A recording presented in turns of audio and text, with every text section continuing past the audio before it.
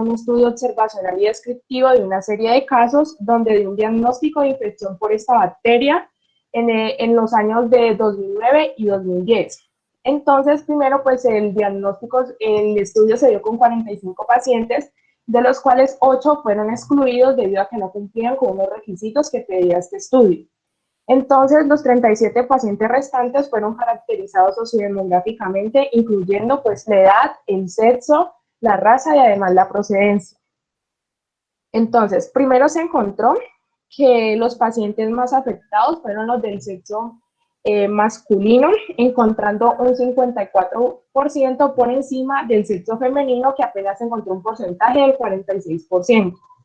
En tanto a la procedencia, se encontró que los más afectados eran los que vivían en el área urbana, los cuales representaban un 46% por encima del área rural. En tanto a la raza, se encontró pues que los más afectados eran los de la raza mestiza, encontrándose con un 51,4%, y en tanto a la edad, pues se encontró que los más afectados eran los que estaban en la edad entre 61 y 80 años. Bueno, pues todos estos pacientes tuvieron una mayor incidencia o estaban pues más afectados debido a que tenían una estancia hospitalaria muy prolongada, además estaban en la unidad de cuidados intensivos, tenían cirugías, presentaban catéteres, entre otros. Y en tanto a la prevalencia, pues se encontró que en el año 2009 a 2010 pues se presentó este brote en este hospital, como ya lo dije anteriormente, y se encontró una prevalencia del 82% en el total de los pacientes pues, que fueron afectados con esta bacteria.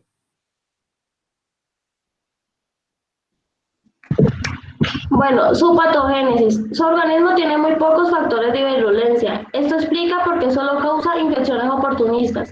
Ocurre naturalmente como saprofito en el suelo y agua y ocasionalmente coloniza la piel humana húmeda.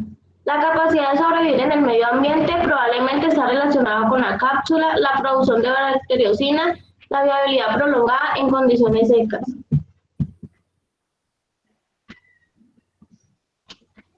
Las características clínicas. Este es capaz de infectar todos los sistemas de órganos. El sitio de infección más común es el tracto respiratorio, donde causa neumonía nosocomial, traqueobronquitis y bronquiolitis en niños. También se da en el tracto urinario intracraneal, usualmente por neurocirugía, y en enfermos portadores de catéteres. En el tejido blando se dan las quemaduras, heridas y celulitis asociada al dispositivo. También se da infección en los ojos, endocarditis y meningitis, que se produce con poca frecuencia y generalmente en intervenciones de neurocirugía. ¿Listo, vale? Sí. Su diagnóstico. Esta aparece clásicamente como un cocobacilo gram negativo, aunque puede retener cristal violeta, por lo que puede aparecer un gram positivo. Generalmente están encapsulados, son organismos inmóviles que crecen en una rutina media como blanco, mucoide, oxidasa negativa y coloides de catalasa positiva. Puede surgir una identificación errónea usando perfiles API, ya que ellos son químicamente poco reactivos, pero la acidificación de la glucosa, la hemólisis de los glóbulos rojos y su habilidad de crecer a 44 grados centígrados son características más exactas.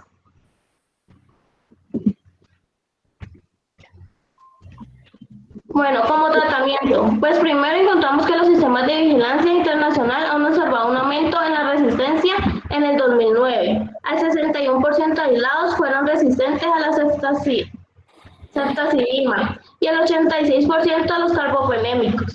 La susceptibilidad de los carbapenémicos puede ser discordante. Estos suelen tener actividad y se producen resistentes. Las pruebas de susceptibilidad deben incluir carbapenémicos, aminoglicósidos, sulfatam, solcimetato de sodio y tegiciclina. Hay algunas evidencias que soportan la combinación de terapia con rifampicina y con lisometato de sodio, más o menos que son carbapenémicos.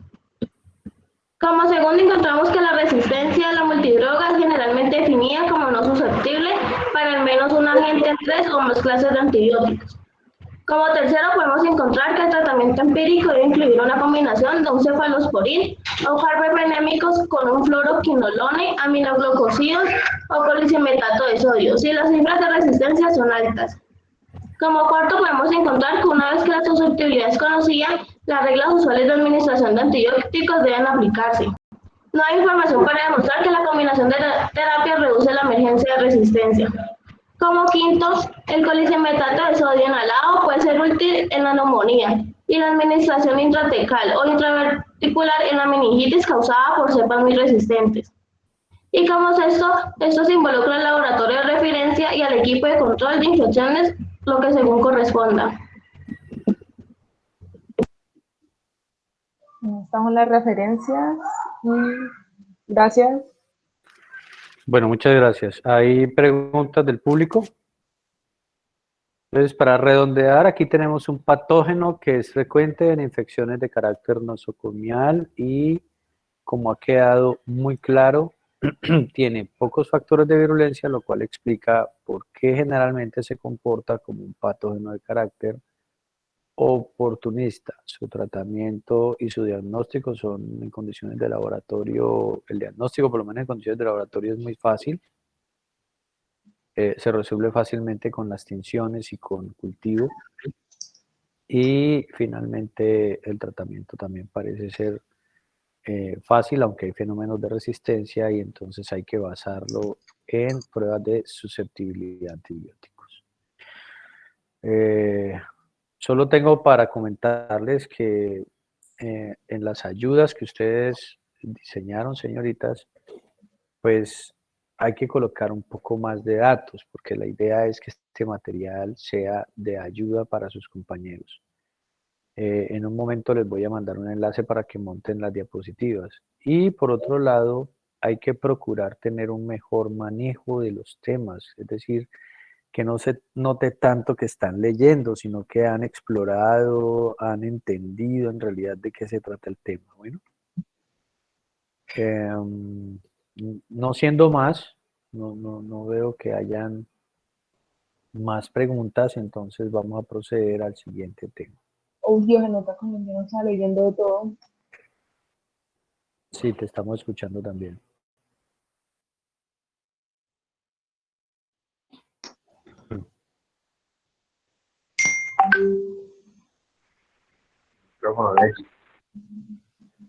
Bueno, siguen entonces los compañeros Natalia Fajardo y Tatiana Serna con Stenotropomonas maltófila.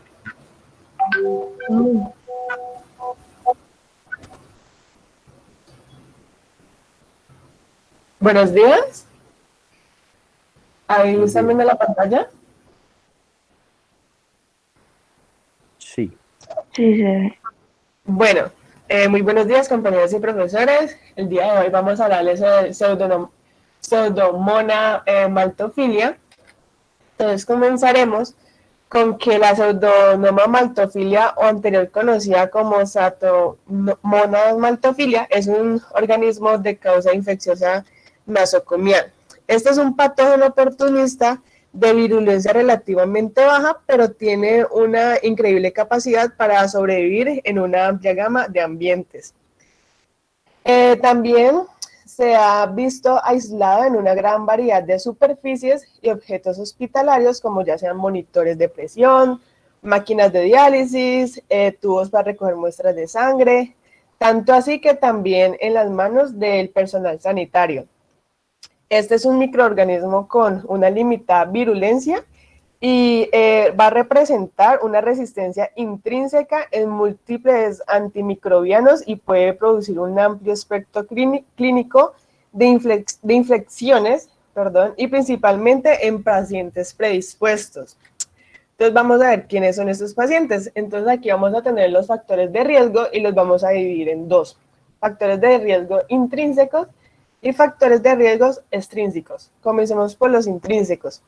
Esos factores van a ser como con la inmunodepresión de diferentes naturalezas e infecciones previas subyacentes. ¿Cuáles van a ser? Unas de estas la neurotropía, el EPOC, enfermedades cardiovasculares, hepatobiliares, el VIH, diabetes mellitus, drogadicción, tabaquismo, alcoholismo u otros.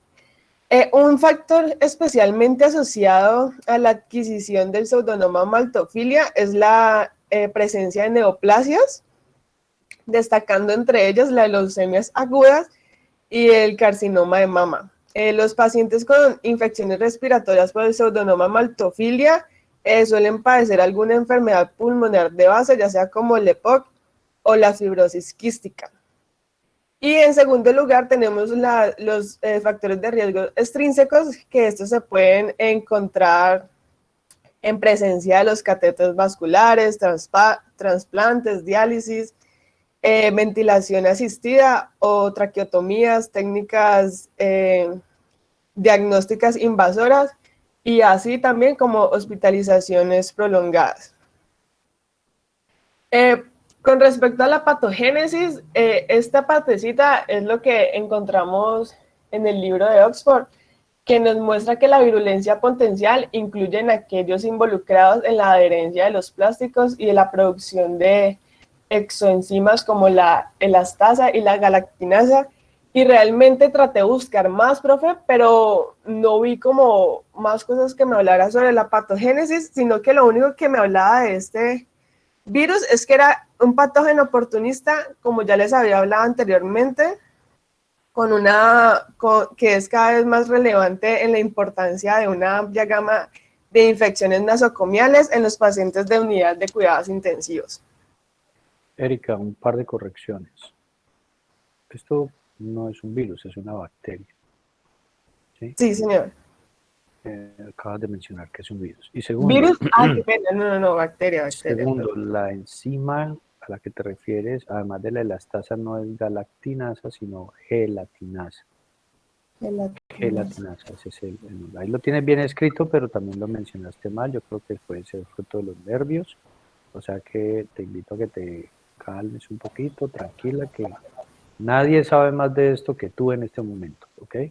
Entonces, listo, hay que ganar dominio en la presentación. Y respecto a la duda, realmente es muy poco lo que se sabe. Como ves, es un microorganismo, como todos pueden ver, es un microorganismo para el cual, pues en este momento incluso hasta el nombre está en discusión. Ha habido muchos cambios con respecto a cómo denominarlo. Entonces, pues, es un patógeno poco conocido. Adelante, sigue. Bueno, profe, bueno, eso es lo que pues tengo que contarles sobre la patogénesis. Sobre las características clínicas, lo mismo, profe, traté de buscar como imágenes pues representativas sobre lo que causa esta bacteria, pero no encontré muchas. Lo único que es esa imagen que está ahí. Entonces, en características clínicas nos dice que puede causar una variedad de infecciones que van desde la superficie del tejido profundo a la enfermedad diseminada. Es más comúnmente aislada en el trayecto respiratorio y distinguir la variedad de infecciones de la colonización puede ser difícil. El pseudonoma maltofilia neumonía tiene una alta tasa de mortalidad y especialmente cuando se asocia con bacterias u obstrucciones. Otros sitios comunes de infecciones por pseudonoma maltofilia pueden incluir la piel, tejidos blandos, intraabdominales, tejidos urinarios y en los ojos, especialmente en los usuarios que utilizan lentes de contacto.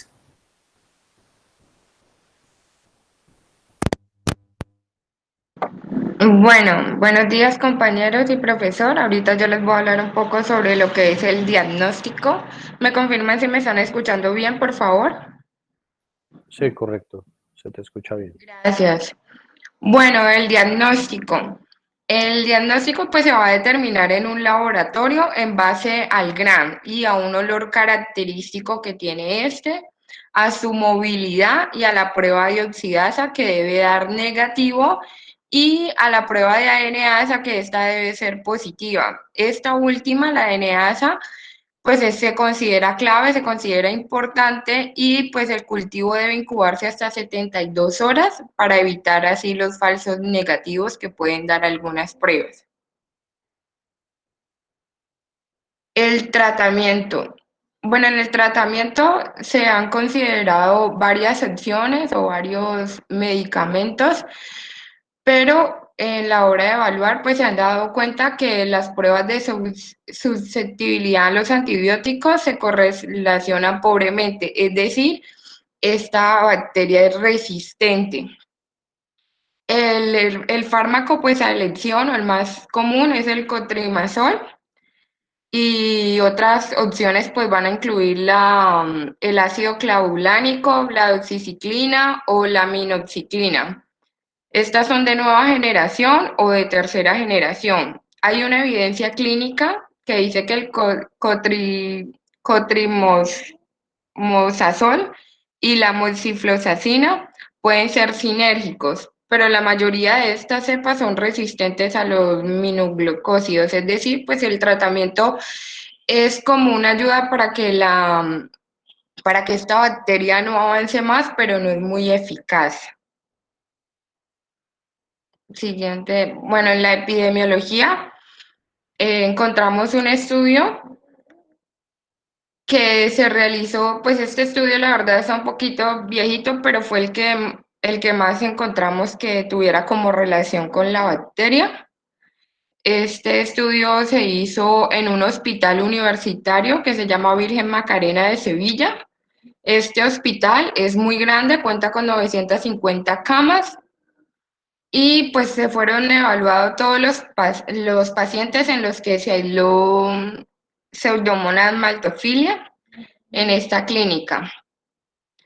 Bueno, entonces en el periodo de estudio se aislaron a 87 pacientes, de los cuales 45 pacientes presentaron criterios de infección y fueron incluidos en el estudio.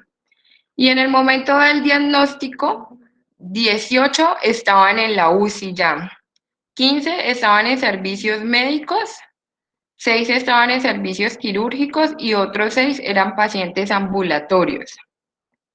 No se encontró una agrupación de casos en tiempo y espacio a lo largo del periodo de estudio. Y las características de los pacientes con infección por Pseudomonas maltophilia y sus factores predisponentes, pues no se muestra ningún caso de infección por este microorganismo en pacientes pediátricos, es decir, pues a los niños no los afecta mucho la bacteria. De los 37 pacientes que habían recibido los antimicrobianos en el último mes, los más frecuentes administrados fueron las cefalosporinas o los carbapenemes y los glucopéptidos. De estos también habían 18 pacientes que habían recibido 3 o menos antimicrobianos y 14 habían recibido al menos 2 fármacos pertenecientes a alguno de los 3 grupos de mayor riesgo, es decir, las carbapenemes, los cefalosporinas y las quinolonas. Y la mediana de duración de la bacteria en el cuerpo fue previo 15 días, un rango de 1 a 129 días.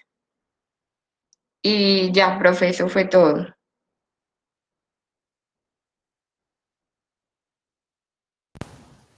Muy bien, muchas gracias. Muy bonitas las diapositivas, aunque tienen mucho texto, pero se aprecia mucho el hecho de que hayan intentado hacer unas diapositivas bonitas, bien diseñadas. Vamos a resumir. Aquí tenemos un microorganismo que tiene unas características importantes. Se comporta también como un organismo de carácter oportunista, genera muchas infecciones de orden nosocomial, pero tiene dos características muy importantes. La primera es intrínsecamente resistente a la gran mayoría de antibióticos. ¿Sí? Eso tiene que ver con su estructura. Químicamente es un poco diferente, entonces es altamente resistente a muchos antibióticos. Eso por ese lado. Bueno. Por otro lado está el tema de que aunque se comporta como un microorganismo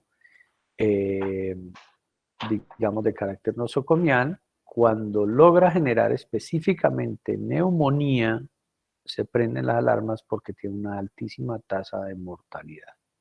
¿Sí? Esos son dos mensajes centrales. ¿Hay alguna pregunta del público? Entonces, No, profe.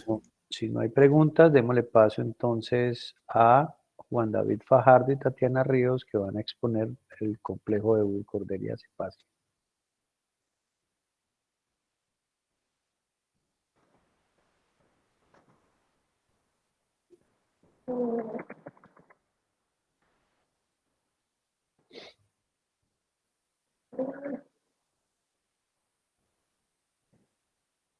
¿No están? Hola, profe, buenos días. Si nos regalas un momento, es que Juan David se acaba de desconectar, pero ya está Bueno, intentando volver a entrar. ok, ok.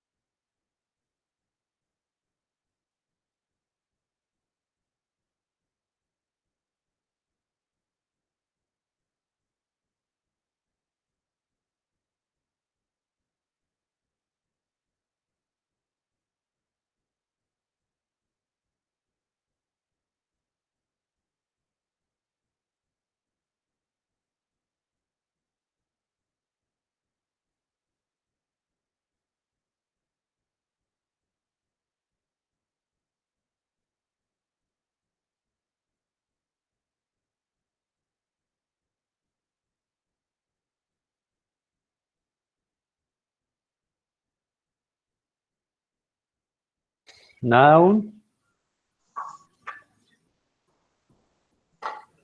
Profe, es que no le deja compartir la pantalla. Está en eso. Tatiana, mándame las diapositivas a mí, yo las proyecto. Vale, ya te las envío.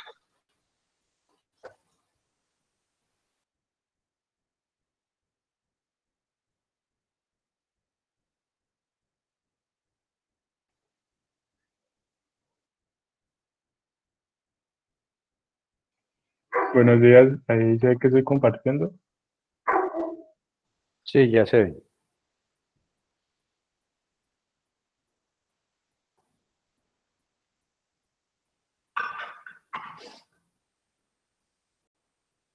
Bueno, nosotros vamos a hablar sobre Burkholderia cepacia complex.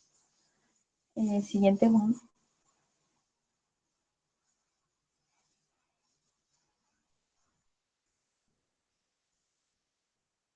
Bueno, anteriormente es clasificada como una pseudomonia cepacia. Estos patógenos son oportunistas y son un problema particular en los pacientes que presentan fibrosis quística. Otros factores de riesgo de infección incluyen la enfermedad granulomatosa crónica y la hemoglobinopatías falciformes. En el complejo Burkholderia cepacia existen al menos 18 especies diferentes, filogénicamente similares, pero genómicamente distintas, y son denominadas genomovares. Siguiente, Juan. Las más importantes son Burkholderia cepacia, Burkholderia multiborans y Burkholderia cenocepacia. Estos son genomovares 1, 2 y 3 respectivamente. La prevalencia de cada uno varía según la región geográfica. Siguiente.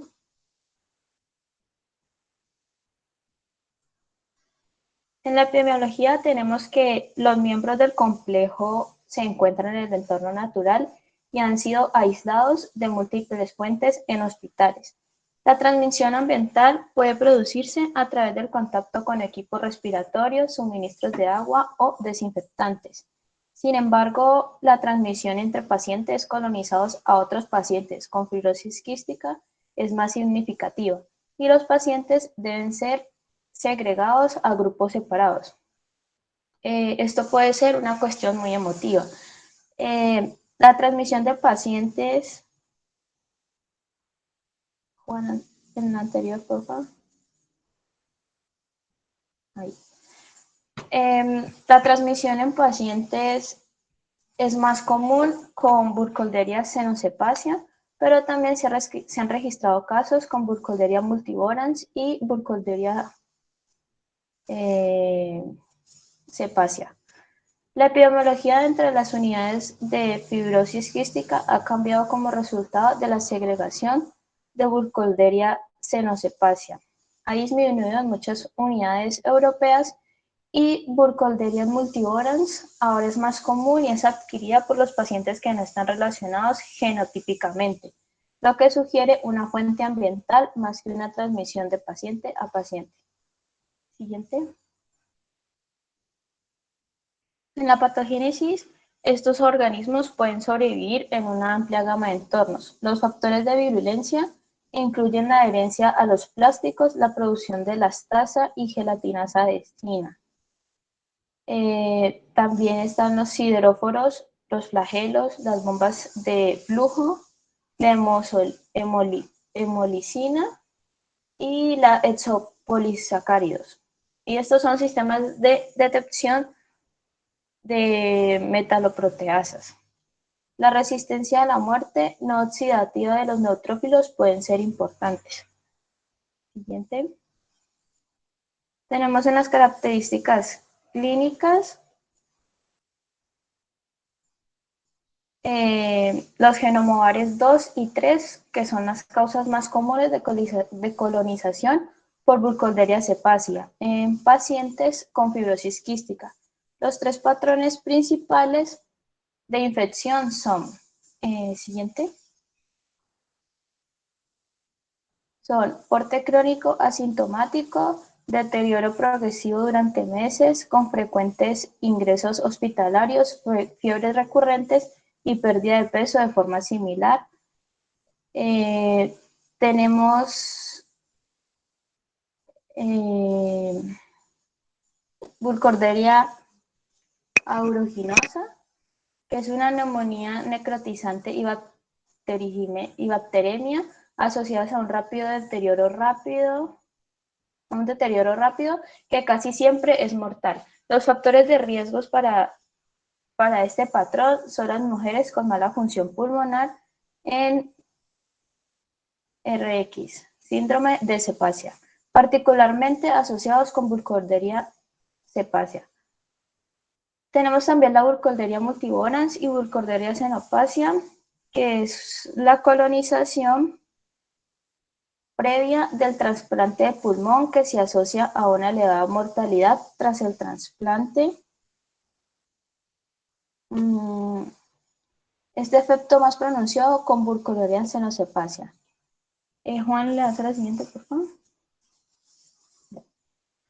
Un pequeño estudio sugiere que una supervivencia a un año del 29% es una comparación con el 89% en aquellas que son colonizadas con otros genomovares y el 92% en los que no tenían cenocepacia. La muerte en el periodo inicial posterior al trasplante puede caracterizarse por el síndrome de la cepacia, síndrome de Burkholderia cepacia, el absceso y el empiema son complicaciones posteriores. El siguiente, Juan.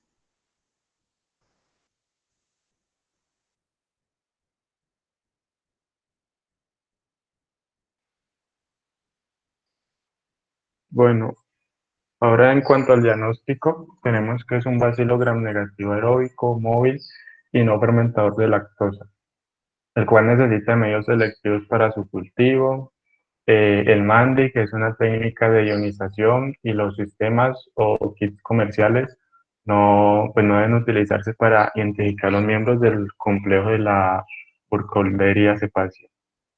El colistemetato de sodio puede ser un indicador útil, la identificación puede ser difícil y debe ser confirmada por métodos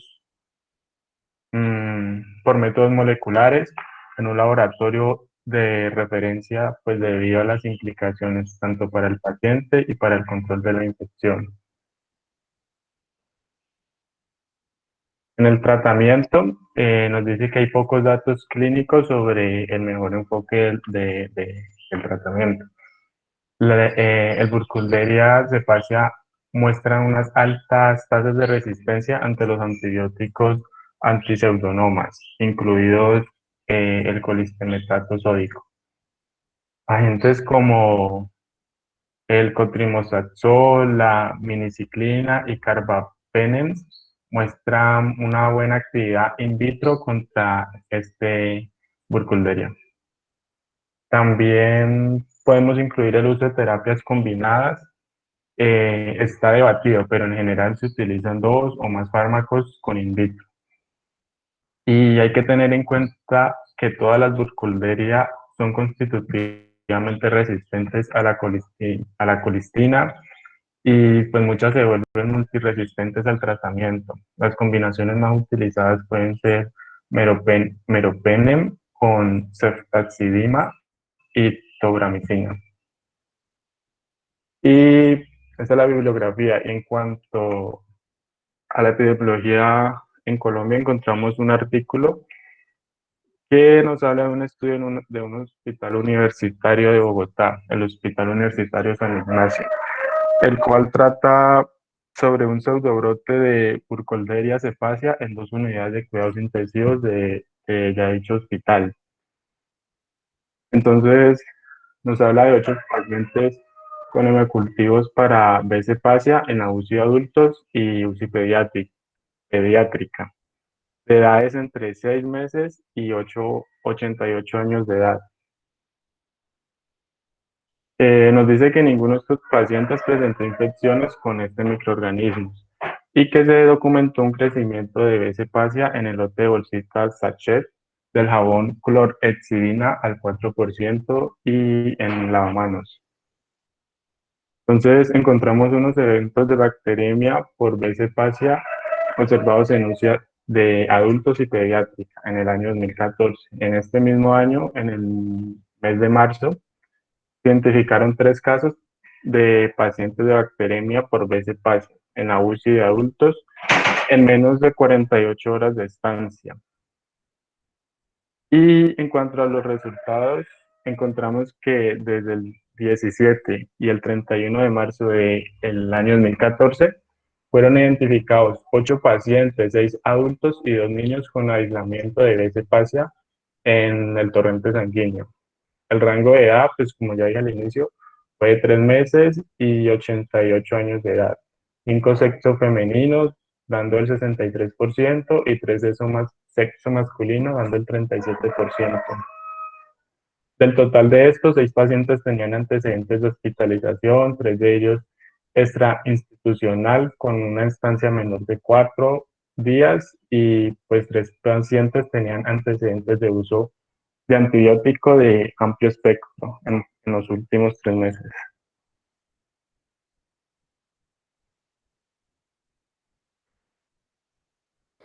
¿Listo? ¿Eso fue todo? Sí.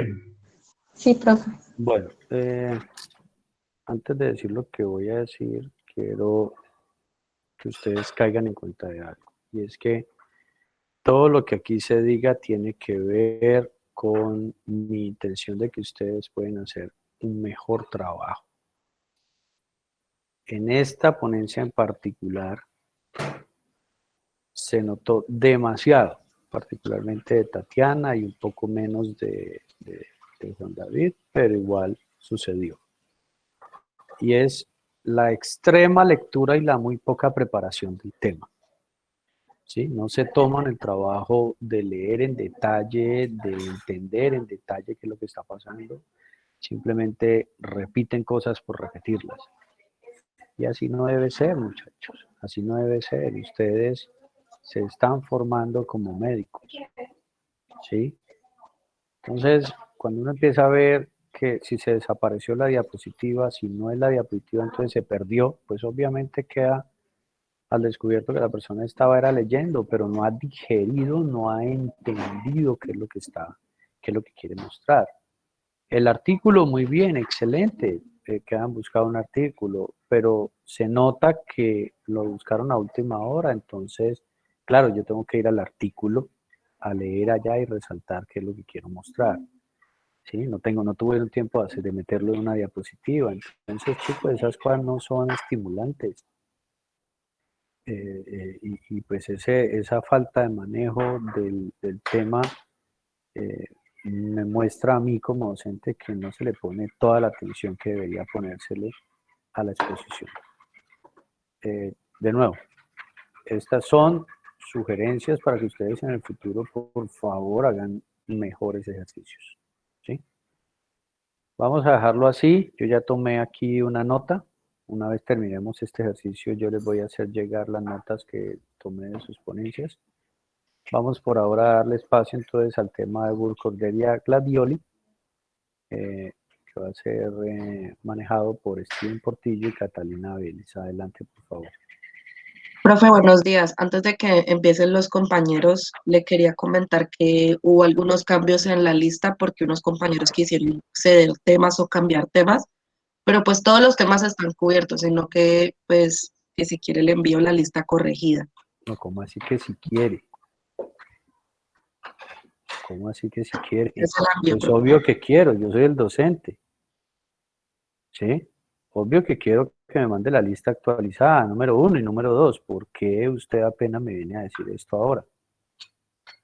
Yo estoy tomando nota de la lista que usted me mandó la semana pasada. Y esas son las notas que van a quedar. Si hay cambios y yo no los he autorizado, lo siento mucho por las personas que están involucradas, pero vamos a tener notas muy malas hoy. Entiendo, Isabela, profe. ¿cuántos cambios hubo? Solamente 2 cambios, profe. Una Bueno, persona infórmame. cedió el tema y pues otra persona también. Y eso Entonces, sería bueno, todo. listo, está bien. Digamos que menos mal no son muchos, ¿sí? Son 2. Entonces, por favor, infórmame por aquí, por el chat de este Meet, cuáles fueron los cambios. El tema y las 2 personas que en definitiva quedan encargadas del tema, ¿vale? Sí, señor. Bueno, adelante. Steven y Catalina, adelante, por favor, con su ponencia. Está bien, profe, buen día. Vamos a hablar acerca del tema que nos correspondió, que es Burkholderia gladioli. Y pues sí, por Catalina Vélez y yo, Steven. Y profe, igual este tema de Burkholderia gladioli es, no sé, no encontramos mucha información o artículos que hablen de ello, que igual en el libro también hablaba muy poco. Y pues esta es una bacteria, este es un patógeno de plantas que es bien conocido y pues principalmente o sea, viene tradicionalmente del gladiolo y del arroz. Y pues se han aislado muestras de pacientes con fibrosis quística y este se identificó por su capacidad para crecer en medios selectivos y para dicho aislamiento pues está lo que es la Burkholderia cepacia, la Burkholderia gladioli y la Burkholderia cepacia complex, que estos pues son como de la misma familia, pero son genotípicamente diferentes en cuanto a su estructura y eso, pero fenotípicamente son muy similares y pues es difícil diferenciarlas, así como con las técnicas convencionales, pues ya que son muy parecidos. Este es su forma también como de descomponer lo que son pues en plantas, pues produce lo que son unas manchas marrones en hojas y también pudre los granos en las plantas de arroz. Este también pues degrada insecticidas, organofosforados y pues son como lo que son los profenófos, que son de suelos contaminados principalmente. Y también pues afecta a los humanos y puede causar neumonía y pues ya lo vemos más adelante. Siguiente, por favor.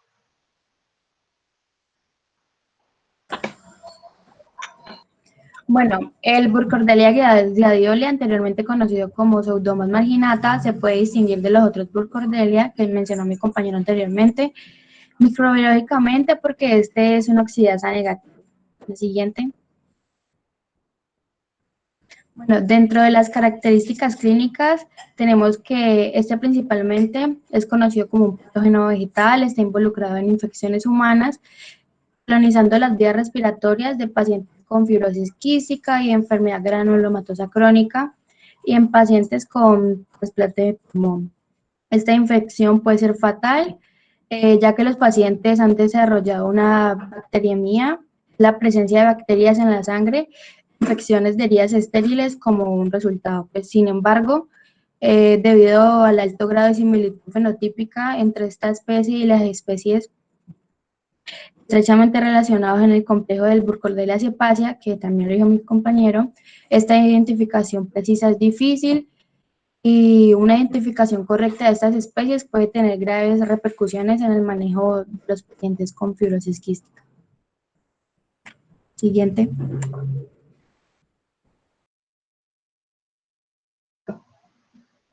Sobre su patogénesis, pues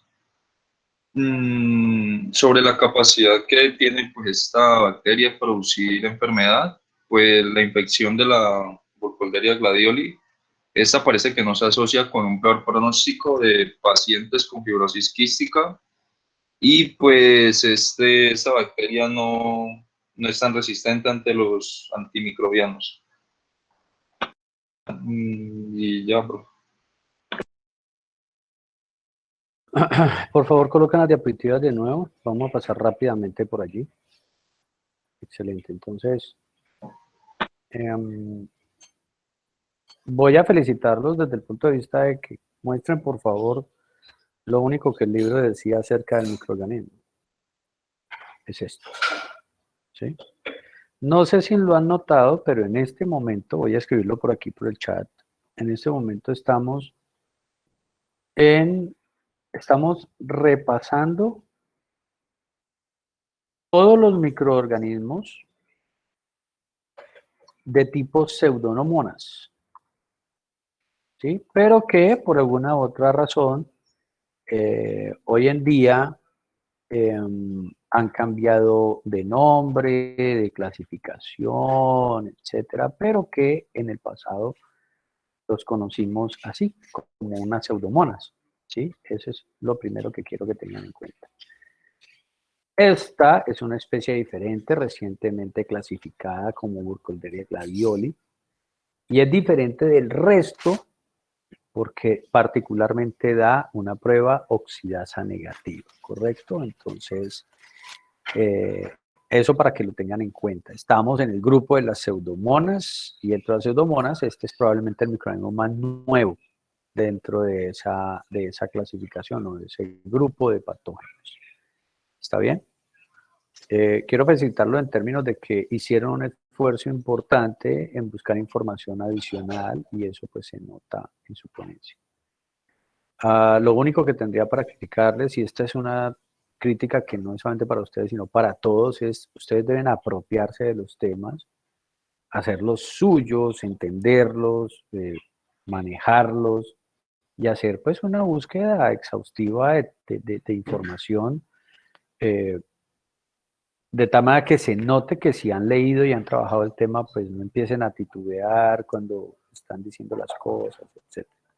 Esa inseguridad no le va bien a ningún ponente. Entonces, esa es la única, digamos, crítica de carácter constructivo que les voy a hacer.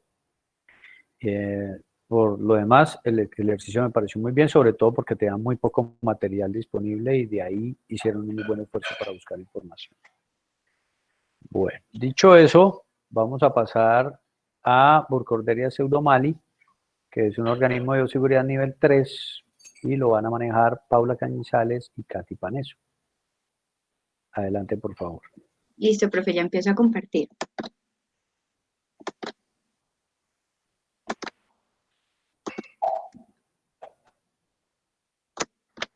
¿Me confirman, porfa, si ya se empieza a ver la presentación? Sí, ¿Amplia? ya estamos viendo.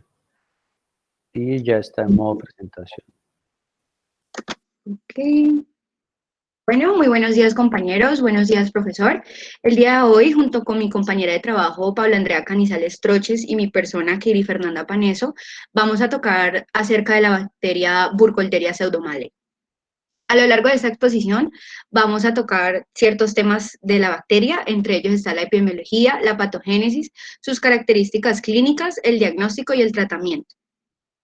Para llegar a conocer a mayor profundidad la Burkholderia pseudomallei, me parece importante definirla o saber un poco de ella. Primero que todo, tenemos que es una de las especies de las bacterias gram negativas. Esta provoca o es el agente causal de la meloidiosis y antes era conocida como la Pseudomonas pseudomallei. Normalmente es endémica en partes del sureste asiático, en el norte de Australia y del Caribe. Esta también es no fomentador, es móvil, es aeróbico estricto y no formador de las esporas. Esta también se puede presentar de una manera de tinción bipolar y es oxidasa positiva. El espectro clínico de esta infección es un poco más amplio, presenta formas variadas, tanto desde una infección fulminante hasta casos asintomáticos, y su mortalidad en los casos fulminantes es incluso hasta el 90%. La Burkholderia pseudomallei tiene una predilección por órganos del sistema reticuloendotelial, ya que así puede producir entonces abscesos en piel, tejido blando, articulaciones y huesos. También se dice que la Burkholderia pseudomallei puede ser adquirida por ingestión, por quemaduras, inhalación o hasta incluso por el contacto de una lesión en la piel con una tierra o agua contaminada.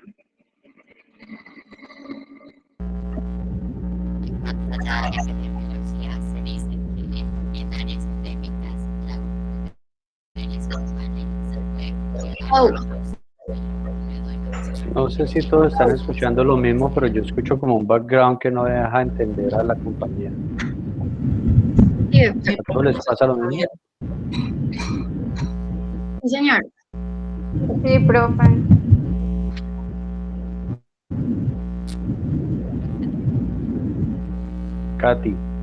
Katy Fernanda, ¿me escuchas? Sí, señor, aquí estoy. Ya la compañera está quitando los audífonos, sino que es que se le interfiere. Ya, ok, listo.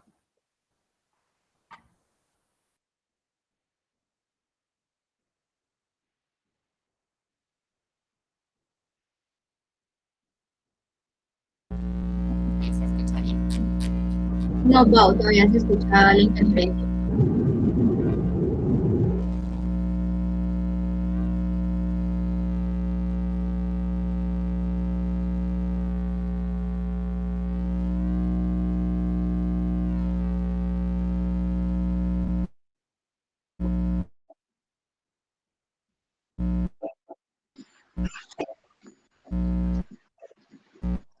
¿Ahí se escucha? Sí, perfecto. Bueno, entonces se encuentra en áreas. Hola, se volvió a cortar.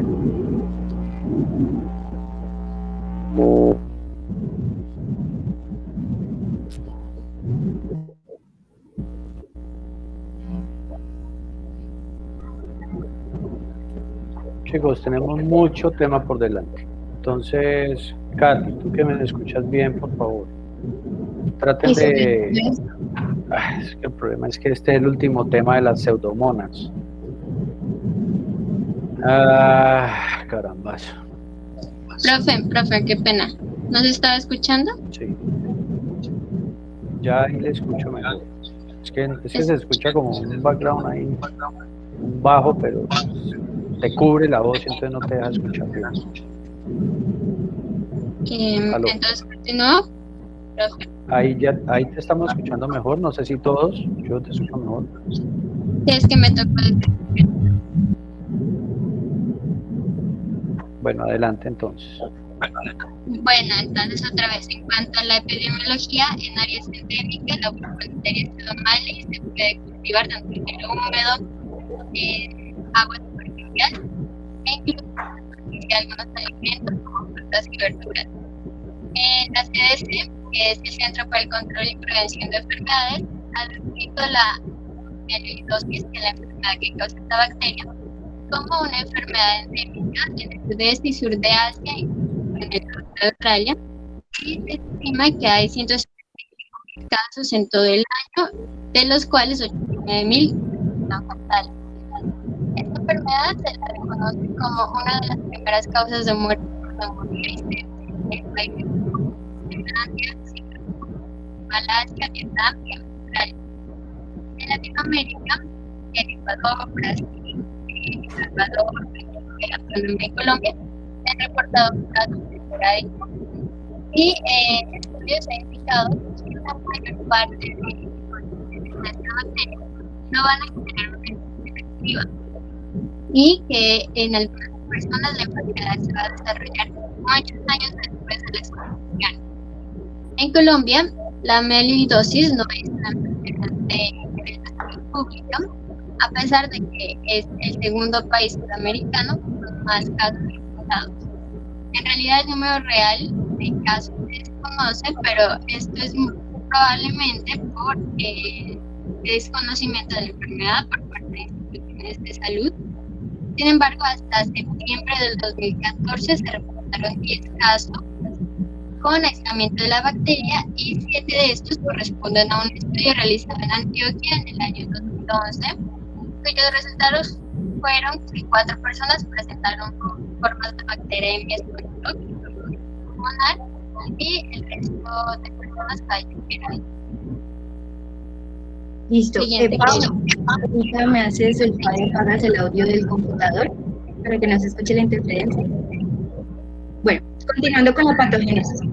Este tiene un periodo de incubación de 1 a 21 días. Normalmente la bacteria puede sintetizar una cápsula de polisacáridos que le va a permitir la formación de microcolonias, lo cual la protegen de la fagocitosis de los antibióticos, para así sobrevivir y multiplicarse dentro de los fagocitos. Entonces, gracias a eso es que se prefiere y se recomienda un ciclo prolongado de antibióticos, ya que los antibióticos activos in vitro no siempre van a conducir hacia una curación clínica.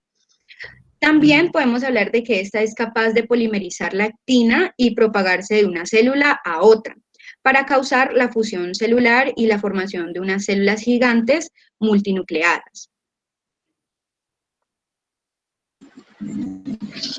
Bueno, en cuanto a las manifestaciones clínicas, Burkholderia pseudomallei se va a adquirir por inoculación, inhalación e incluso ingestión de alimentos con partículas.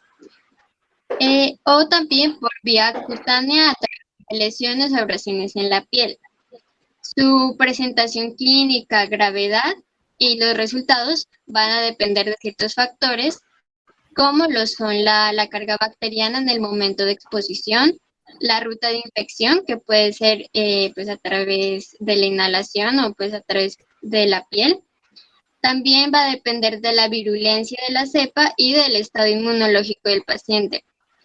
Estudios serológicos han demostrado que la mayoría de pacientes con infección por Burkholderia pseudomallei son asintomáticos, y que la mieloidosis va a presentar un amplio rango de presentaciones clínicas que van a simular otras enfermedades como el cáncer o la tuberculosis. La presentación clínica más común es la neumonía, con un 36 a 51%, seguida de infecciones de la piel y de los tejidos blandos, con un 13 a 33%. Después siguen las infecciones genitourinarias con un porcentaje de 7 a 14%, luego bacteriemia primaria de 10 a 15%, e infecciones osteoarticulares con un 4% y neurológicas de 3 a 7%. En más del 80% de los casos, su presentación es aguda, es decir, de menos de 2 meses de evolución de los síntomas, y la neumonía se asocia con una mayor tasa de mortalidad, que es 3 veces mayor que el resto de presentaciones clínicas. Y la mieloidosis crónica, pues que ya sería una enfermedad de más de 2 meses de duración, que va a presentar usualmente en forma de neumonía crónica, que va a imitar la tuberculosis, o también en forma de úlceras o abscesos de piel y tejidos blandos. Siguiente, por favor. Bueno, en cuanto al diagnóstico, la bacteria es un organismo de grupo de riesgo 3 y esta se la puede identificar a través de muestras de esputo, orina, frotis de garganta y rectal o a través de la tinción de Gram. También se puede hacer cultivo. Se dice que esta bacteria crece bien en sangre después de 1 a 2 días y aparecen arrugadas y secas, pero luego de una incubación prolongada se pueden volver anaranjadas. También se puede usar el sistema de pruebas bioquímicas API 20, que es confiable porque muestra o identifica la mayoría de los aislamientos. Esta bacteria es característicamente resistente a gentamicina y colistematato de sodio. En cuanto a los ensayos serológicos, estos pueden ser poco confiables en zonas endémicas, pues los resultados positivos pueden deberse a una infección previa. Siguiente, Kiri. Listo. Por último, ya tenemos ese es el tratamiento de la bacteria. Algo que tenemos que tener en cuenta y es que incluso para las enfermedades más leves o moderadas siempre debemos tratarlas de forma intensiva. Entonces, con esto dicho, sabemos que el tratamiento de este empieza que los primeros 14 días deberán ser con un agente intravenoso, el cual el medicamento de opción es la ceftazidima. Y seguido a esto, con un refuerzo de cotrimoxazol, que es una terapia oral al menos de 3 meses para prevenir las recaídas. Y por último está un medicamento alterno que es el coamoxiclav, que es un antibiótico que también puede eliminar las bacterias que causan las infecciones. Y contiene 2 fármacos diferentes, tanto la amoxicilina como el ácido clavulónico. Listo, estas son las referencias donde pudimos recolectar toda la información. Muchas gracias y de antemano pido una disculpa por las fallas técnicas que se presentaron. Bueno, muchas gracias, señoritas, muy amables. Me parece que tiene unas muy bonitas diapositivas. La única sugerencia que quiero hacerles es que son diapositivas que tienen demasiado contenido, ¿sí? Entonces, al tener tanto contenido, ¿qué pasa con el público? Uno no sabe si escuchar o leer. Entonces, hay que aprender a extraer los puntos específicos más importantes de cada una de las diapositivas, ¿sí? No se trata de meter todo el contenido ahí, pero sí de poner aspectos que sean muy, muy importantes y que les permitan a ustedes recordar. Siempre teniendo en cuenta que este es material de estudio para sus compañeros, entonces deben resumir muy bien. Entonces esa capacidad de sintetizar, de extraer lo más importante, es una capacidad que ustedes como estudiantes deben ir puliendo cada vez más. Primero. Segundo, estamos ante un organismo que es de bioseguridad nivel 3 y que es un agente específico de una patología específica, que ¿cómo es que se llama? ¿Cómo se llama la patología específica de la que este agente es causal? Meloidosis. Miloidosis, claro. Y que se transmite ¿cómo?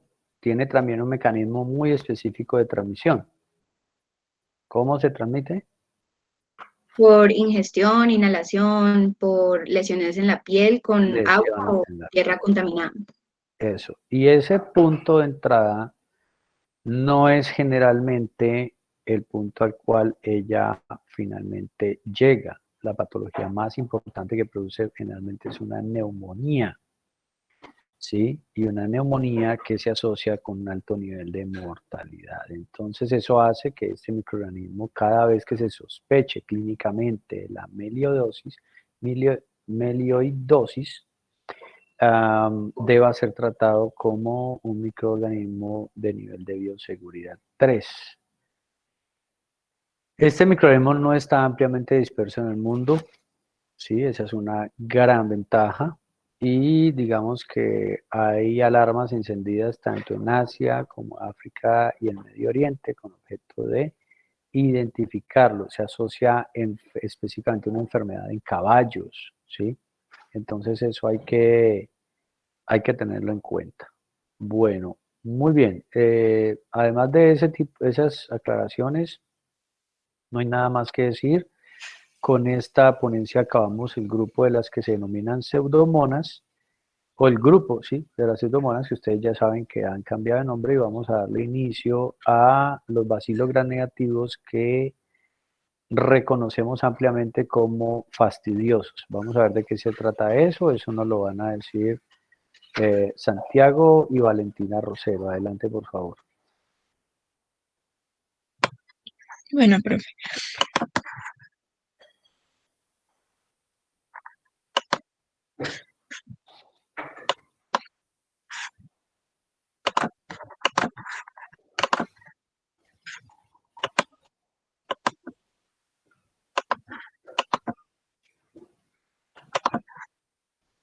¿Me confirman si están viendo la pantalla, por favor?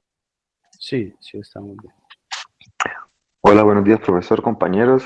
A mi compañera Valentina Rosero Narváez y mi persona Santiago Zúñiga nos tocó la visión general de los bacilos gram negativos fastidiosos. Bueno, diferentes bacterias en tinción gram negativo. Estos organismos a menudo requieren suplementos especializados o medios para su cultivo. Se pueden dividir por su tinción gram de la siguiente manera: Coccobacillus, como los hemofílicos, organismos Hasek, Gardnerella, Bordetella, Brucella, Yersinia, Pausteurella y Francisella. Bueno, y también tenemos unos organismos que son en forma de varilla con extremos puntiagudos, se puede decir que así se ven, el cual es la legionela. Estas viven en aguas estancadas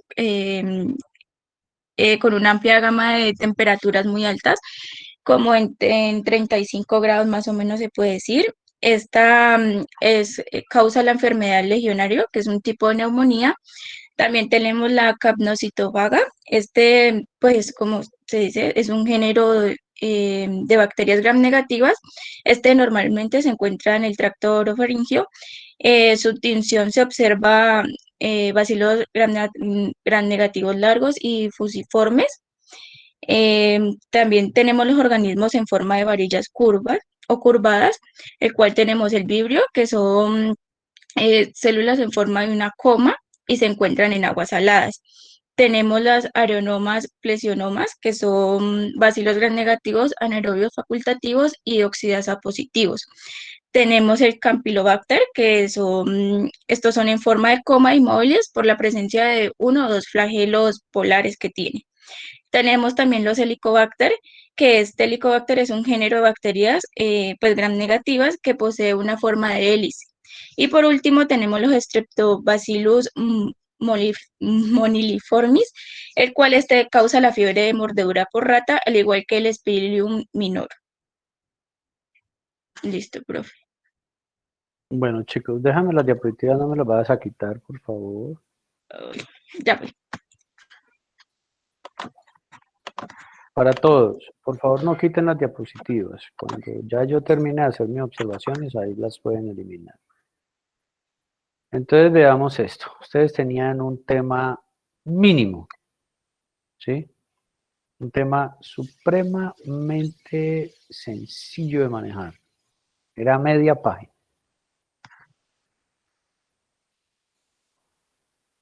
Y no logran, digamos, ponerlo lo importante. Por ejemplo, a estas alturas del partido, decir Coccobacilli o varilla está terriblemente mal.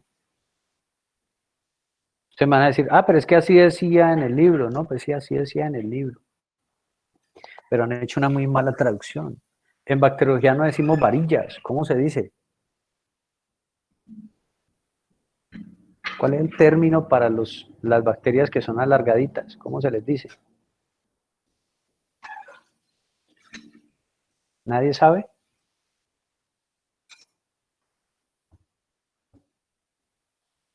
Bacilos, profe. Pues bacilos, claro. Entonces, que me estén diciendo bacilos a esta altura del partido, por favor.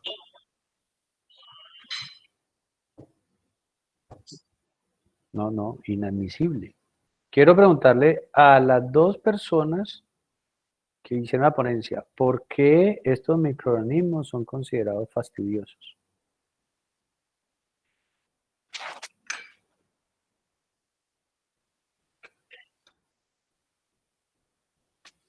Chicos, Las dos personas que expusieron. ¿Por qué estos microorganismos son considerados fastidiosos?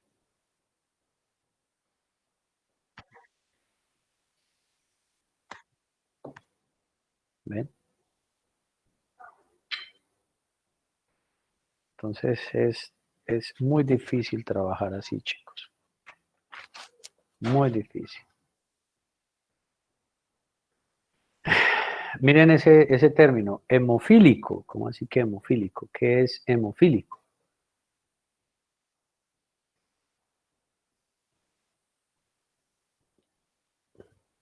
Voy a mostrarles cómo está escrito en el libro, para que ustedes vean. Por favor, me confirman si están viendo mi pantalla en este momento. Sí, profe, sí se ve. Mire, estos son cocobacilos y no es ningún hemofílico, es aemófilos. No es ninguna garrenela, es garnerela. Miren cómo están escritos los nombres. Cumplen con la nomenclatura específica de los microorganismos, ¿sí? Están escritos en itálica. No son ningunos varillas, son bacilos con extremos puntiagudos y tenemos bacilos que son curvados.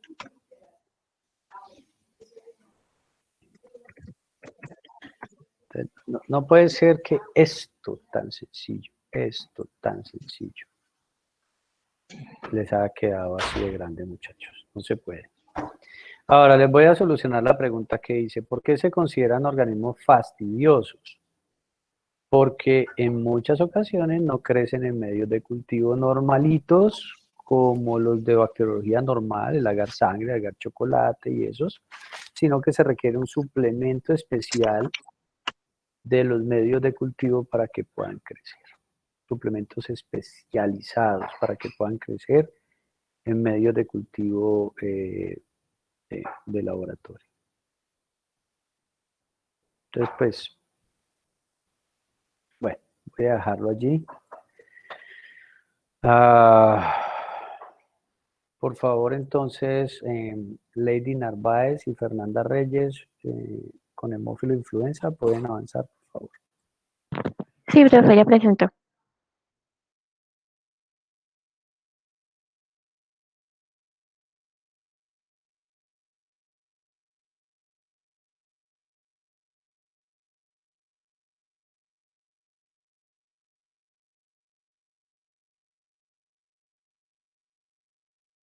Profe, ¿podrías dejar de compartir pantalla?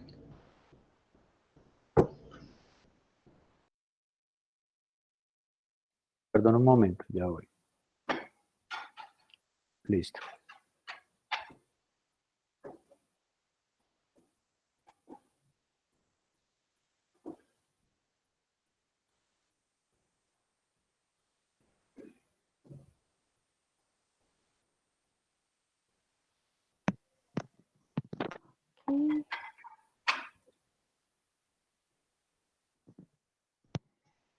Buenos días, compañero y profesor. El día de hoy, mi compañera Lady Narváez y yo, María Fernanda Reyes, les explicaremos sobre Haemophilus influenzae. Bueno, entonces para comenzar, Haemophilus influenzae son cocobacilos gram negativos, esos son fastidiosos. Ellos son inmóviles, no formadores de esporas, son presentes o pertenecen a la familia de Pasteurulaceae, no sé cómo pronunciarlo. Ellos son anaeróbicos, facultativos, son catalasa, oxidasa positivos y ellos tienen un pH óptimo de 4,7 a 7,8. Su temperatura óptima es de 35 a 37 Celsius. Estos se encuentran en la nasofaringe del 75% de los niños y en adultos saludables. Estas bacterias las podemos encontrar en cápsulas y también no capsuladas. En la epidemiología tenemos que hay dos tipos de clasificaciones para esta bacteria. Por serotipos, que se dividen polisacáridos encapsulados y los no encapsulados. En los encapsulados tenemos los serotipos de la A a la S y los no encapsulados son no tipicales. Y hay que tomar en cuenta que el serotipo B o HIV es el más virulento.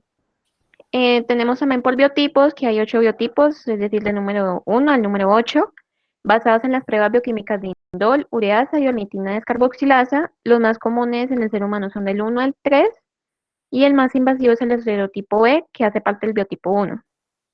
También que en 1993 se introdujo la vacuna de HIV para el serotipo HIV conjugada, y esta se va a propagar por contacto directo, secreciones aerosol, y la población más susceptible a la infección por hemofilo influenza de serotipo B es la pediátrica de entre 2 meses a 4 años. Ok. También tenemos en este mapa de incidencia de meningitis bacteriana por el agente etiológico en Colombia en 2020, donde podemos apreciar 3 bacterias causantes de la meningitis. Como podemos ver que Haemophilus influenzae es una de las causas menos frecuentes, con una mortalidad más baja a comparación de Neisseria meningitidis y Streptococcus pneumoniae. La patogénesis, pues como me dijo mi compañera antes, estaba ahorita en el tracto respiratorio superior. 25 al 80% de las personas van a aportar Haemophilus influenzae no capsulados, y del 5 a 10 de las personas van a aportar los capsulados, y el 50% de los capsulados va a ser del serotipo B. Los componentes de la pared celular bacteriana, que son el lipopolisacárido y glicopéptidos de bajo peso molecular, van a realizar la función de alterar la función ciliar, causando daño al epitelio respiratorio. Entre los factores de virulencia tenemos que en la cápsula del serotipo B va a incluir fimbrias, las cuales se translocan a través de las células epiteliales y transendoteliales para ingresar al torrente circulatorio. Por lo cual, por eso esta enfermedad más adelante, pues, diremos que causa meningitis. Las proteasas de inmunoglobulina 1 también van a facilitar la colonización de las superficies mucosas porque interfieren con la inmunidad humoral. Ok, entonces, las OMPs, que son las proteínas de membrana exterior externas, están involucradas con la invasión.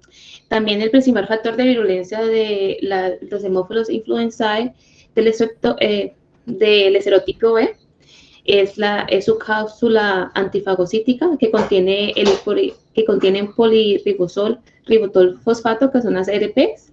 En ausencia de anticuerpos opsonizantes, causa bacteriemia y diseminación a meningitis u otros focos distales. El riesgo de meningitis y epiglotis es mayor en pacientes carentes de estos anticuerpos frente a los PRPs, y una reducción de complemento y una esplenetemia, sí.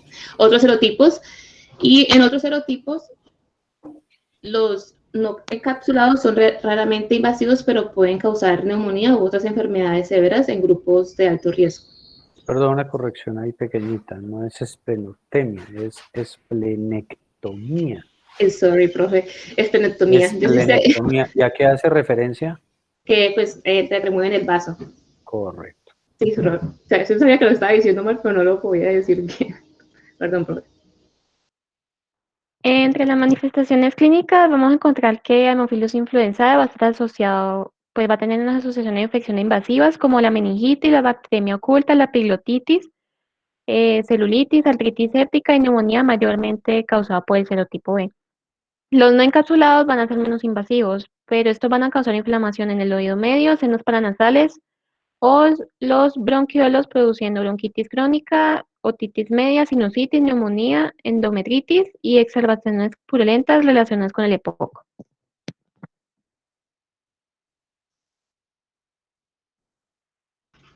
Bueno, entonces, con el diagnóstico podemos encontrar diferentes tipos de diagnósticos para Haemophilus influenzae.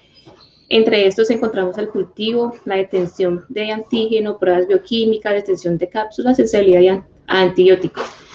Tenemos la fisión de Gram, que ellos son, como ya dije previamente, son gram negativos pleomórficos. En el cultivo, la mayoría de las especies requieren de un factor X o un factor B, o ambos. El factor X es un compuesto de hemina y el factor B está compuesto de NAT, que es dinucleótido de nicotinamida y adenina.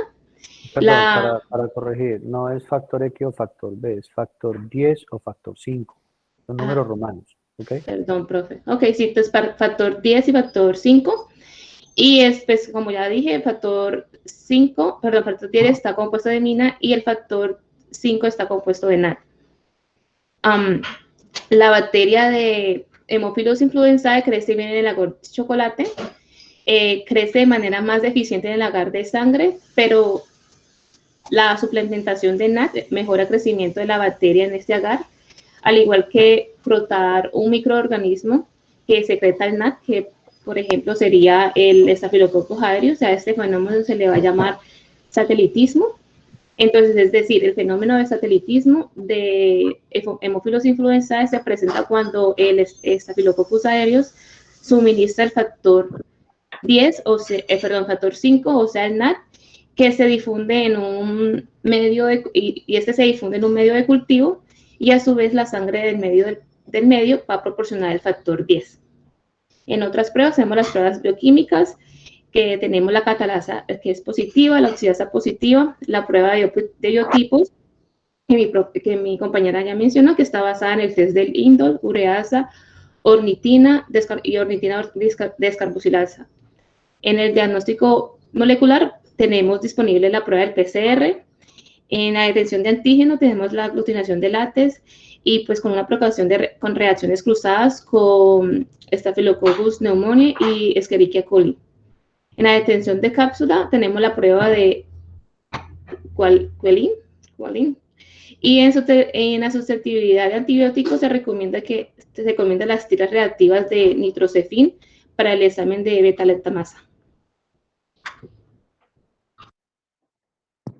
En el tratamiento, pues vamos a tener que las infecciones severas, la primera línea de tratamiento va a ser la tercera generación de cefalosporinas con buena penetración en el líquido cefalorraquídeo.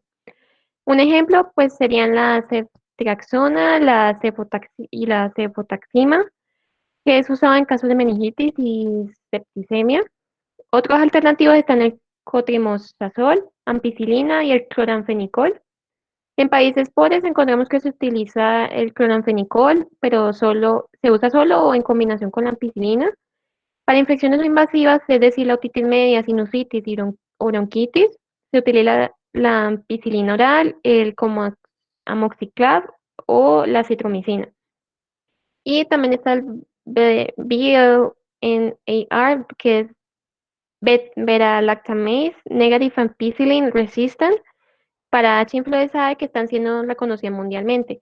Y es el mecanismo de resistencia, es alterar las PPS, que son usualmente sensibles a ceftriaxona. Y ya por último, como prevención, tenemos la vacuna, que esa fue introducida en el Reino Unido en 1992 y se les administra, y ahora en día se les administra a niños de 2 a 3 a 4 meses de edad. También tenemos la quimioprofilaxis, que es solo que eso lo requería en casos confirmados o en casos probables, y que sea menor de 10 años de edad. O si hay un individuo vulnerable, y también si hay un individuo vulnerable en el hogar, y preferiblemente se utiliza la rifampicina, que reduce el portar y también la transmisión progresiva de esta bacteria. Y también es importante considerar sus contactos en casos de que haya un brote en un ambiente escolar. Muchas gracias. Bueno, señoritas, muchísimas gracias. Es una presentación completa, a pesar de algunos problemitas de pronunciación. Creo que el hecho de que sean bien recibidas las sugerencias mejora mucho el pronóstico de su presentación. Tengo para sugerirles, por favor, de nuevo, no tanto contenido. Hay que aprender a extraer muy bien de qué se trata. Lo que están diciendo y sacar de ahí lo más importante. Estamos ante el primero de los patógenos considerados como organismos fastidiosos. Ya vimos, por favor no las quiten, acabo de decir que no quiten las diapositivas mientras estoy hablando y haciendo las sugerencias. Les decía, estamos ante un organismo que se considera fastidioso y en estos microorganismos empieza a ser interesante e importante entender dos cosas. Número uno, cómo nos lo muestran en el libro. Aquí en el libro ustedes van a ver que nos muestran. Primero hemófilo de influenza y luego otros que se llaman otros hemófilos. ¿Eso qué nos está diciendo? Número uno, que de los hemófilos, este es tal vez el que clínicamente tiene mayor relevancia desde el punto de vista que es el que más frecuentemente nos encontramos. Ahora, hay un factor epidemiológico aquí supremamente interesante y es que aunque es un patógeno importante y que produce infecciones invasivas, particularmente en niños, es un agente causal importante en niños menores de 5 años como agente causal de meningitis. Nosotros lo llevamos en nuestra microbiota. Entonces, hace parte de nuestra microbiota, básicamente en la nasofaringe lo tenemos, más entre el 70 y el 80% de los niños y las personas adultas tienen hemófilos influenza en su nasofaringe. De manera que el peligro lo llevamos ahí, ¿sí? Latente todo el tiempo. ¿Cómo es que este patógeno que hace parte, y esta es una pregunta para las dos señoritas que presentaron, cómo es que este patógeno que hace parte de la microbiota termina siendo un agente causal de infecciones invasivas? Desde el punto de vista de la patogénesis, ¿qué nos dice el libro?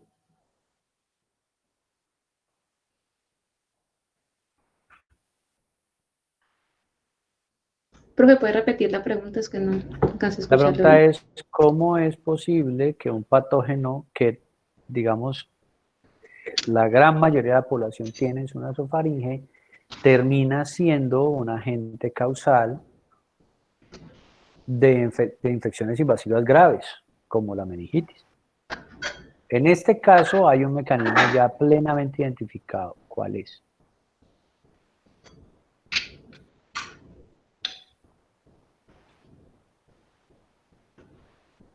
Pues, profe, yo diría que es por su diferente, bueno, por lo que entendí, esta bacteria tiene bastantes serotipos, una variación de serotipos y que el serotipo B es el más virulento, el que es más causante a enfermedades. Exactamente la causa de por qué del meningitis, no sé, profe, la verdad. En el libro dice, en el capítulo, sí, de hecho aquí lo estoy viendo, en el libro deja muy claro que hay evidencias de que las infecciones de origen viral, escuchen muy bien lo que estamos diciendo, las infecciones de origen viral facilitan que el proceso invasivo de hemófilo influenza se inicie. ¿Me están escuchando lo que estoy diciendo? Aquí estamos viendo una interacción importante entre microorganismos. Entonces, todas aquellas faringoamigdalitis que parecen virosis, pero fueron mal cuidadas, a pesar de que no se necesite un tratamiento antibiótico de entrada, pero si no se cuidan adecuadamente, pues pueden desembocar en una sobreinfección por hemófilos influenza, ¿correcto? Entonces, epidemiológicamente ustedes tienen que entender esa relación. Todo niño con una faringoamigdalitis o una otitis que parezca de origen viral, pues pudiera llegar finalmente a desembocar en una sobreinfección por hemófilo influenza. Entonces ahí hay que tener un gran cuidado. Eso es tal vez lo más relevante que quisiera decirles acerca de los aspectos ya técnicos, académicos y científicos de esta presentación. Bueno, muchísimas gracias. Vamos a darle entonces paso a otras especies de hemófilos presentado por Sebastián Leal y Juan José Urrea. Adelante, por favor.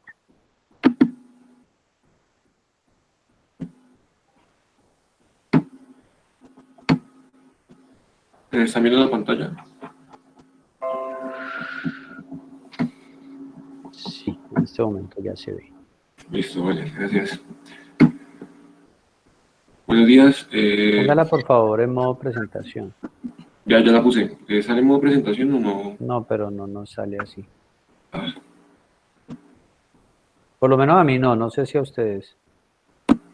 lo voy a poner, pues se resolvió. Lo voy a poner, a ver. ¿No te sale, profe? No. Entonces, creo compartir. Deja de compartir y vuelve a intentar compartir, que a veces una falla ahí. Eso.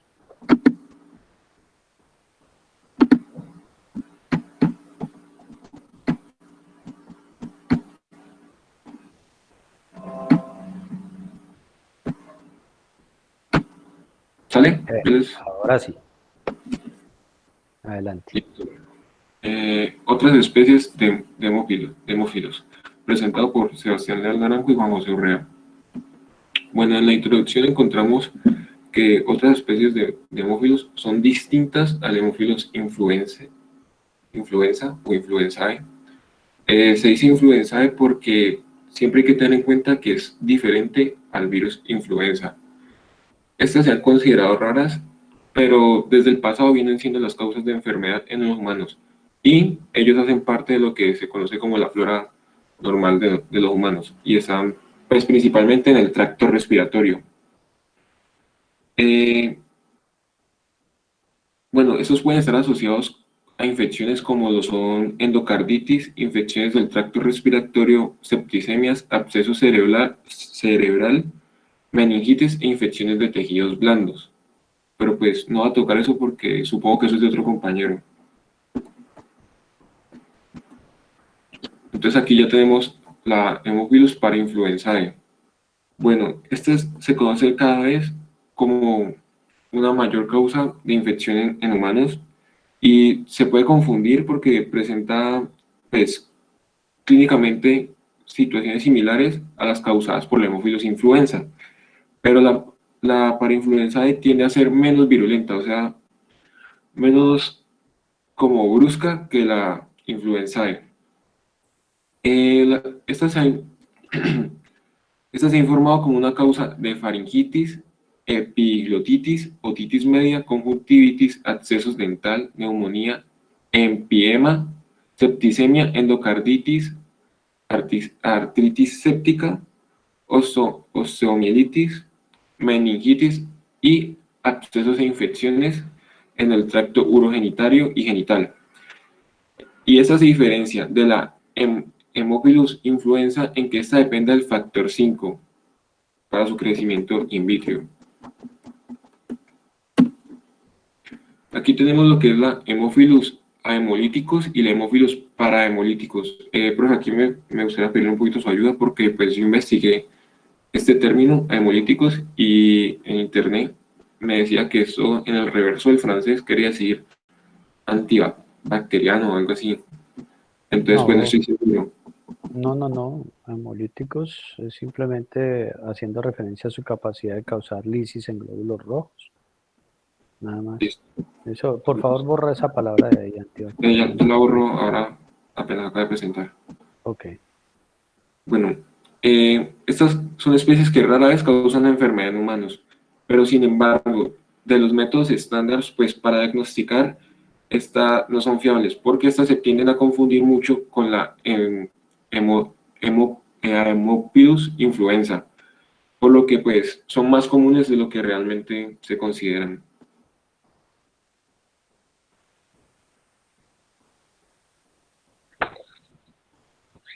¿Ahí me escuchan?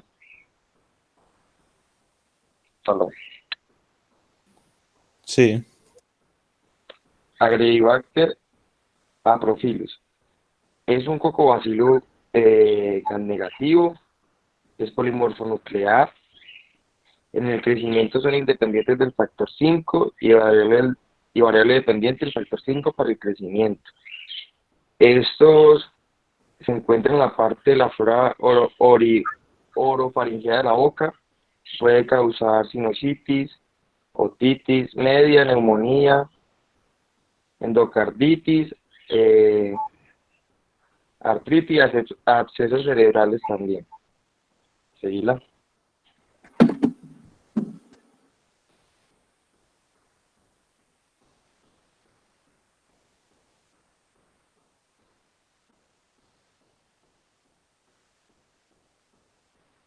Vamos, ¿ya la está viendo? Sí, ya. Haemophilus ducreyi. Eso es una enfermedad de ITS comúnmente en África y en el sudeste asiático. En microscopio se describe clásicamente como una apariencia de banco de peces. Esa enfermedad también se considera el chancroide, ya que presenta unas chancras blancas en la parte del pene. Esta enfermedad tiene mucho que ver para la transmisión del VIH o el del VIH, ya que por medio de esta enfermedad es oportunista para que el VIH se aloje y para que pues, se transmita, ¿cierto? Entonces, estas normalmente dan en Caribe, en África y en Asia. Se confunde mucho con la herpes por la forma. Bueno, dale, sí, ya.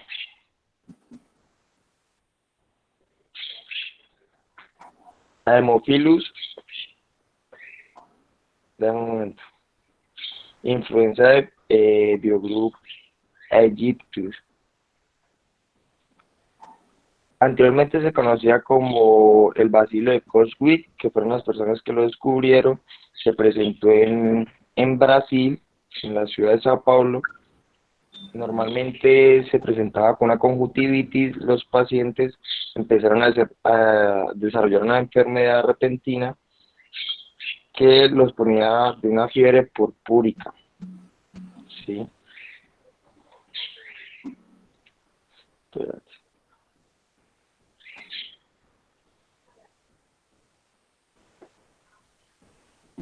Listo, ya.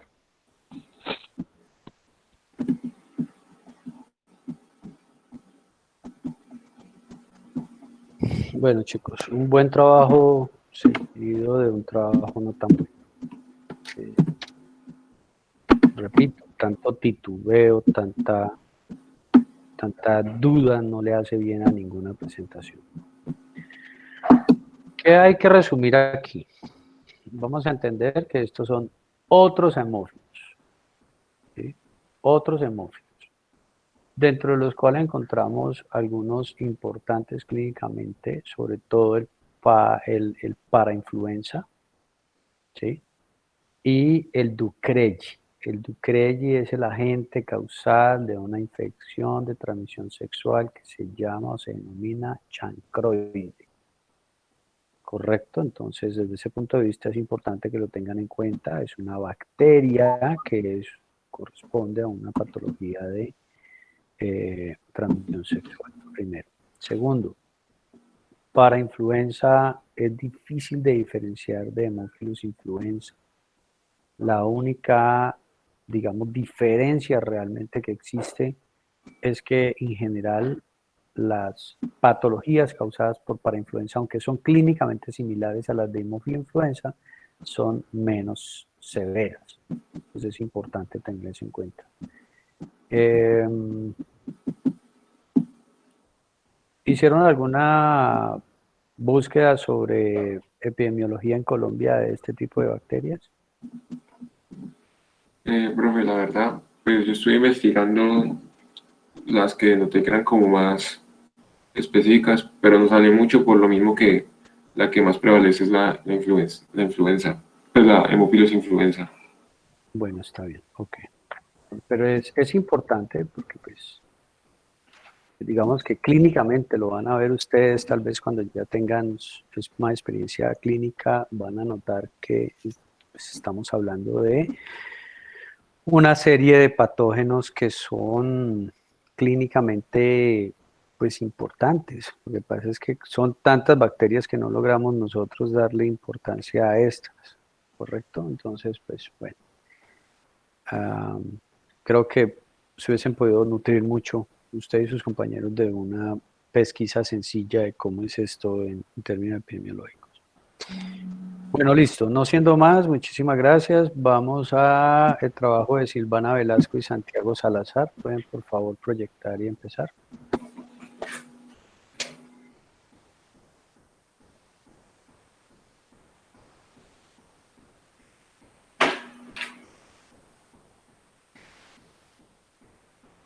Bueno, buenos días.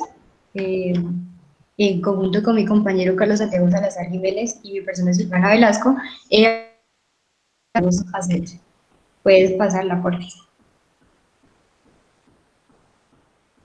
Bueno, el AC es un acrónimo de unas siglas que representan las bacterias pertenecientes a este grupo, ya que se refiere a la H, que es Haemophilus saprophyllus, a la A de Actinobacillus antisemicomitans, o bueno, Agregaribacter, la C de Cardiobacterium, la E de Eikenella, y la K, que es de Klebsiella quincai. Los organismos pues AC son causas raras de endocarditis. La endocarditis pues, es una inflamación del corazón debido a la infección bacteriana.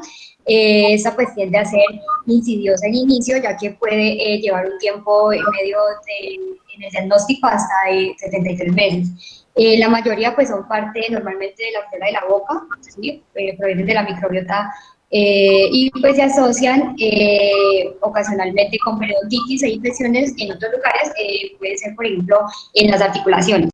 Estas bacterias crecen latentemente y pues pueden necesitar un periodo prolongado de incubación de 14 días en un ambiente rico en dióxido de carbono. Y pues esas bacterias se agruparon originalmente porque pues se pensaba que era una causa importante de endocarditis infecciosa, pero pues investigaciones más recientes han demostrado pues que son raras y solo pues son responsables del 1.4% al 3.0% de todos los casos de esta enfermedad. Entonces pasa la cortis. Entonces vamos a ver, pasa el link. No es, no, déjala. Bueno, entonces pues vamos a ver las especies que pertenecen a este grupo, como lo ven los organismos AC. Las especies pues de hemófilos, tenemos los hemófilos hemolíticos, los hemófilos influenciae, los hemófilos para hemolíticos y los hemófilos para influenciae que fueron descritos anteriormente por nuestros compañeros. También pues cabe recalcar que la hemófilos influenciae, pues la incidencia de endocarditis por Haemophilus influenzae pues ha disminuido después de la introducción de la vacuna. Entonces pues también tenemos otro tipo de estos que entra, pues que es la Agregaribacter actinosemicomitans, que este es un comensal pues bucal y patógeno, principal pues del género Agrigibacter, que pues hay otros dos de este género, que serían los aprófilos, que están incluidos los Haemophilus aprófilos y los Haemophilus paraprófilos. Y pues la Agregaribacter sednis, que anteriormente era conocida como Haemophilus sednis. Pues es muy difícil también desarrollar pues, capacidad de diagnóstico, pues ya que pues ese grupo de bacterias son lo que llamamos microorganismos molestos o bueno, fastidiosos, como ya lo había pues mencionado el profesor anteriormente, que estos pues son de lento crecimiento. Así pues que deben incubarse al menos 14 días. Las bacterias agregadas pueden formar partículas en él. En la detección de Gram, pues vamos a ver a menudo, o no, encontraremos o presencia de cocoides o similar a Haemophilus.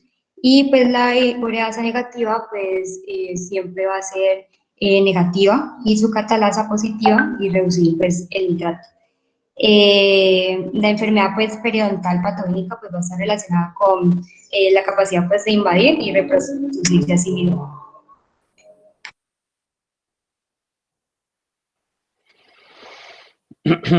Bueno, entonces tenemos la Cardiobacterium hominis, entonces vamos a tener que es un miembro del grupo ASEC, ¿cierto? Su primera aparición fue en 1962. Su morfología principalmente compone de bacilos rectos o en formas filamentosas, ¿cierto?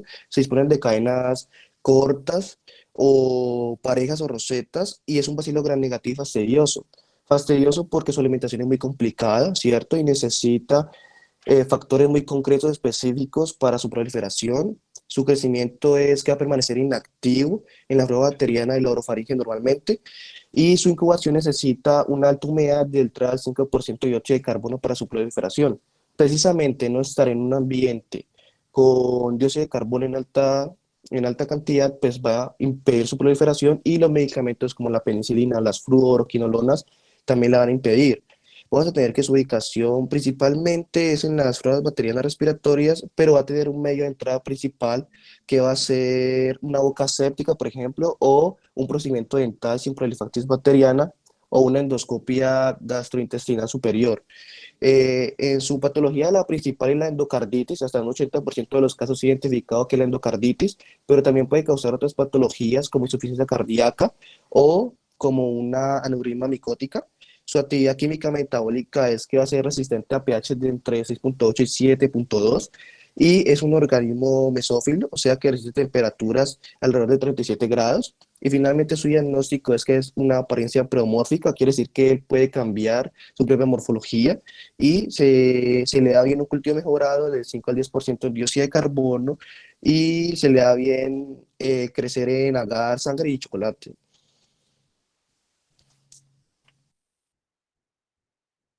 Pásala, por favor. Entonces tenemos el Legionella corrodens, que hace parte del grupo SEC también, es un bacilo gram negativo inmóvil, no es porulado, es anaerobio facultativo de tamaño intermedio y se encuentra normalmente en las vías respiratorias superiores como la orofaringe.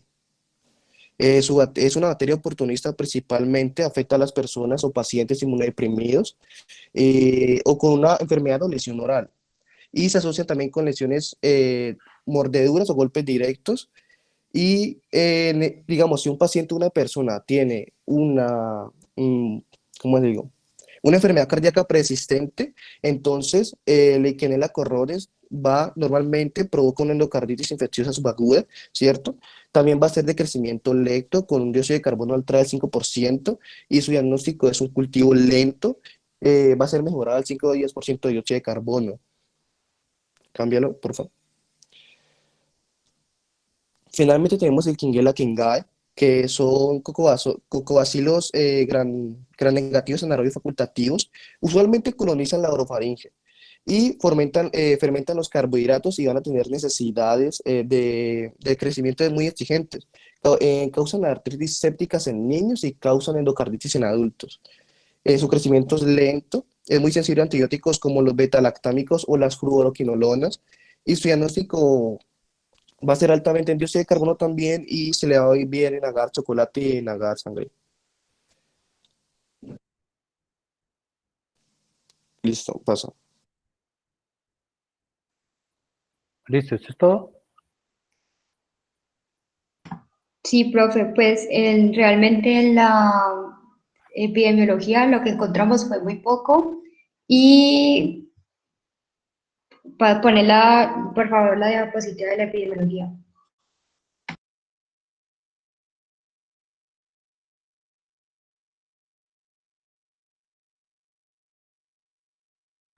¿Qué estudio aquí en Colombia?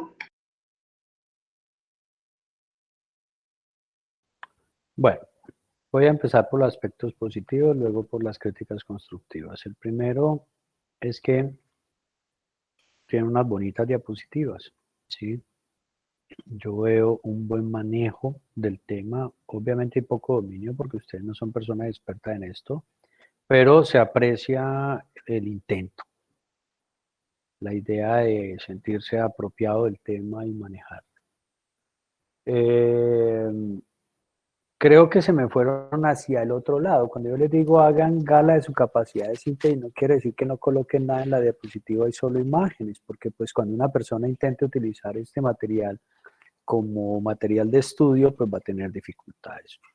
Entonces, en ese orden de ideas, pues chicos, hay que hacer un esfuerzo en que la diapositiva tenga referencia a algo, que se indique qué es lo que se quiere decir ahí, porque ustedes saben muy bien digamos, su retórica, pero no sus compañeros, entonces debe quedar una memoria, algo de memoria. Una pregunta para ustedes dos, por favor. ¿Por qué se clasificaron estos organismos como grupo ASEC? ¿Por qué se le denomina ASEC? Porque se pensaba que era una importante, perdón, porque se pensaba que era una importante causa de endocarditis infecciosa. Correcto. Y hay falta otro factor denominador común, y es que todos hacen parte de la microbiota, ¿sí? Entonces, al ser organismos fastidiosos que son causa, digamos, ya sabemos que no es común, son una causa rara de endocarditis, pero inicialmente se organizaron así por esa sospecha que tú mencionas. Y al ser parte de la microbiota, se organizaron así. Son los miembros del grupo JASEC que son a veces implicados en endocarditis infecciosas. Bueno, muy bien, entonces dicho eso, vamos a darle paso. Bueno, Listo, profe, son las gracias. 8. Dame un segundito, por favor. Es que ya van a ser las 9. Quisiera que ustedes se tomaran estos 10 minuticos que quedan para que podamos, digamos, se preparen para el parcial, etcétera, que lo voy a iniciar a las 9 de la mañana. ¿Está bien? Profe, una pregunta, ¿nos tenemos que conectar a algún link o usted manda de una vez el formato para el parcial? Ya a eso iba. Entonces, no se desconecten de este Meet, por favor. Permanezcan aquí, que por aquí les voy a enviar el enlace del parcial. ¿Está bien? Entonces, en 10 minutos volvemos para que ustedes puedan iniciar el parcial, ¿vale? A las 9 en punto nos vemos aquí. ¿Entendido? Sí, profe, gracias. No, profe. 10 en punto nos vemos aquí, chicos.